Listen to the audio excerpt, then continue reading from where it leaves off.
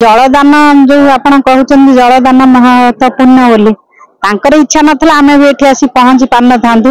काली आम आसिक कटक थिलु कि मुझे जान नी मुझे आसि बोली एत लीला आमको ये टाणी आनले आज ये महत काम आमको योगदान देती आम निजुक धन्य मन करुचु एवं सेमती समस्त भगवान आशीर्वाद थाऊ समस्त को भले रखु। जय जगन्नाथ तो मान को मेसेज करुच्ची जे समस्ते शांति श्रृंखला रे बाहुडा यात्रा को उपभोग करंतु एवं भगवान पाखरे प्रार्थना करंतु आम ओडिशावासी समस्ते भलरे रुहंतु समस्त मंगल कामना हाउ जलदान महत्वपूर्ण से जेहेतु आम मनुष्य एक सामाजिक प्राणी आ जल तो निहाती आवश्यक जल बिना आम तो बंची पारिबानी तेणुक आम भाविलु जलटा निहाती आवश्यक खाइले न खाइले आम रहीपर कि जल बिना आम बंची पारिबा नहीं तेणुक सेटा आम चिंता कलु भगवान भी आम मुंडे पुरेले यही कामटी करंतु निर्देश आम चलीचु आशीर्वाद व करुणा व कृपा। जय जगन्नाथ। आज महान पर्व आम अनुष्ठान तरफ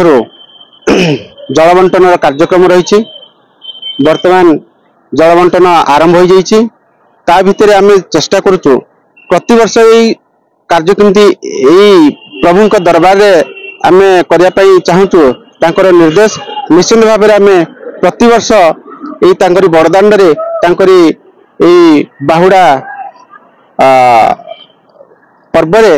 सामिल होई लोकंकर सेवा करी बोली आम चेष्टा करचु। आज जो जल छत्र आयोजन होइछि जल छत्र रे मु कहिबी धन्यवाद देवी डाजेल एक्वा कंपनी निश्चित भाव में से आम एक प्रेरणा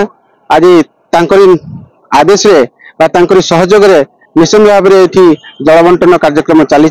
अनेक कंपनी भी अच्छा ये गोटे हूँ आमर कोल एवरेस्ट ये कंपनी सी आमको सहयोग कर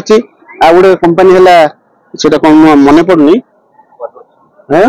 हाँ तापर आउ भी धन्यवाद देवी आम पद्माचार एमडी को से निश्चित भाव में आमको सहयोग कर बर्तमान आम सहित पद्माचीर डायरेक्टर अच्छा